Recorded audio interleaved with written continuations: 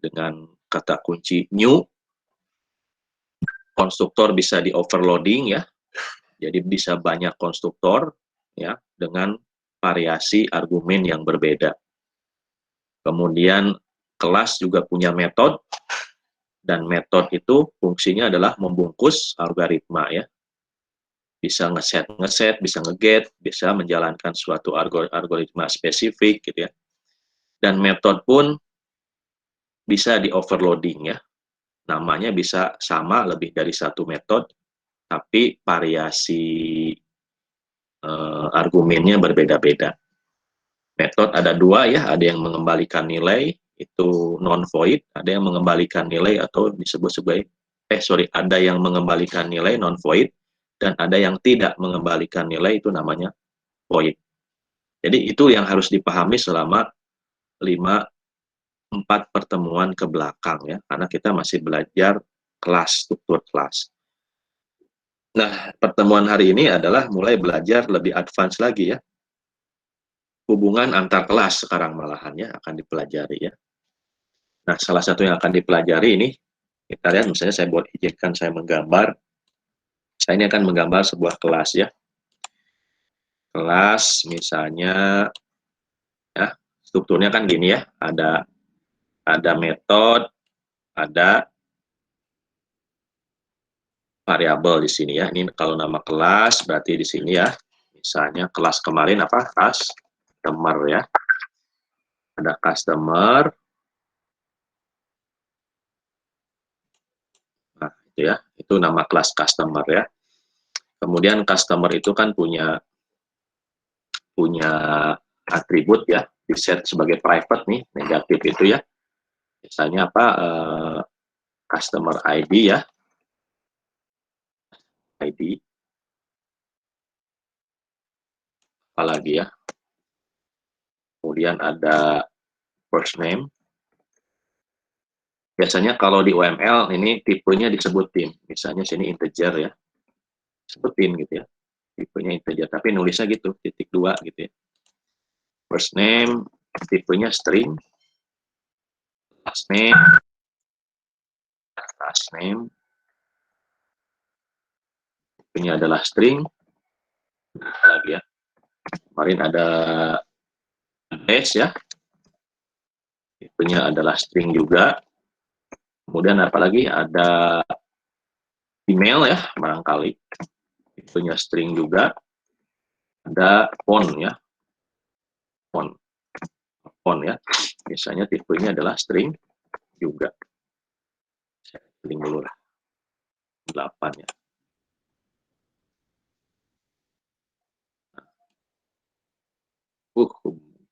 Ya, mungkin 7 lah. 7 ya. Kecil. 7. Kecil. Ada ya 7. Ya sudah lah.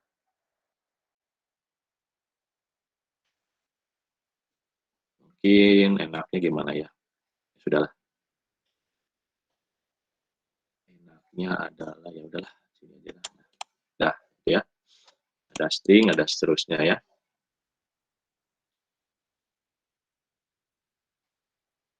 Nah, ini ya.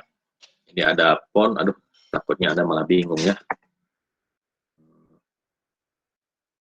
Jangan banyak-banyak berarti ya. Terus ngetik lagi ya. Customer ID. Nah, tipenya adalah string. Integer ya. Lupa. Integer, ada first name ya. First name, tipenya adalah string ya.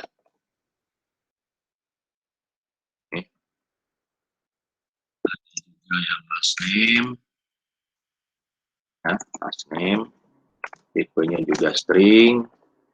Ada yang address lah ya, tipenya string, dan seterusnya lah ya. Saya nggak bisa sebutin, tapi ini Anda nanti kalau menggambar pakai UML tools ya. UML tools ya minimal Visio lah. Tapi nanti situ diajarkannya nanti di APSI ya, semester depan. Kemudian di sini ada metode-metode ya. Nah, metode-metodenya kemarin apa ya? titip ya, display customer info ya, customer info. Nah, biasanya ini sama juga, tipenya apa? Void.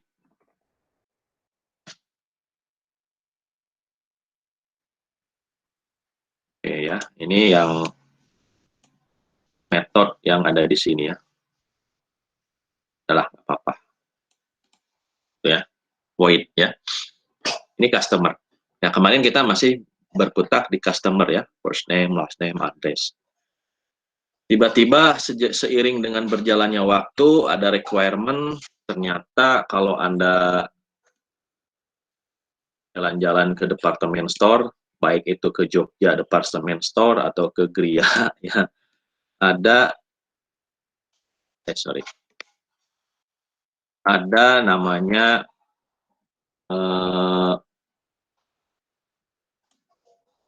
perlu bikin kelas baru gitu ya,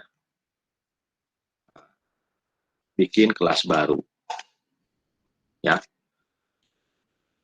bikin kelas baru katanya. Ini saya perlu ada juga customer itu ternyata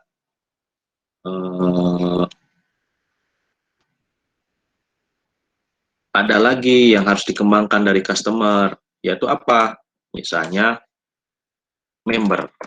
Nah, ya, Anda sering jalan-jalan ke Gria atau ke Jogja selama Anda kemarin ya, setahun, atau mungkin di supermarket atau di department store, itu ada member gitu ya.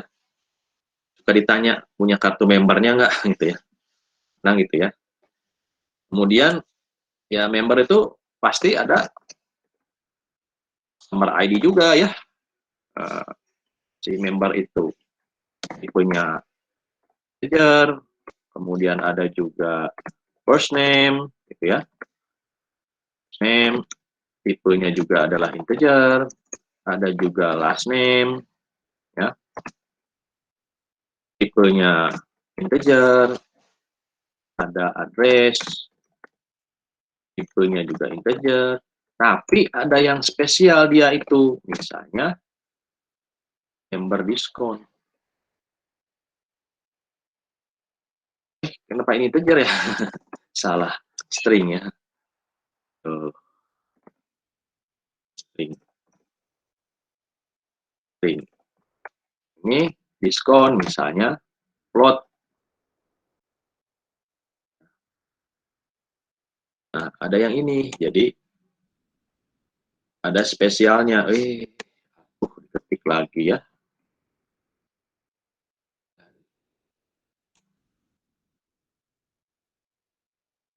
Nah, ternyata ada yang spesial dari member itu ya. Namanya ini member diskon. Kemudian sama gitu. Dia juga punya display method ya. Display customer info juga dengan tipe void.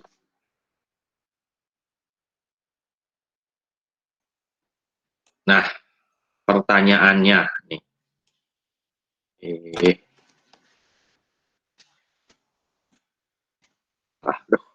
kalau di pen begini ya. Display customer info. Tipenya adalah void. Ini gitu ya.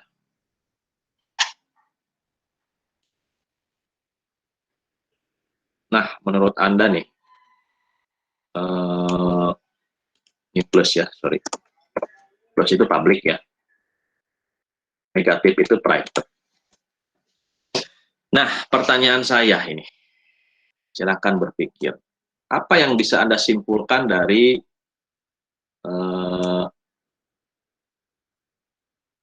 diagram ini? Ya. Apa yang bisa Anda simpulkan dari diagram ini? Silakan berpikir dulu 1 menit.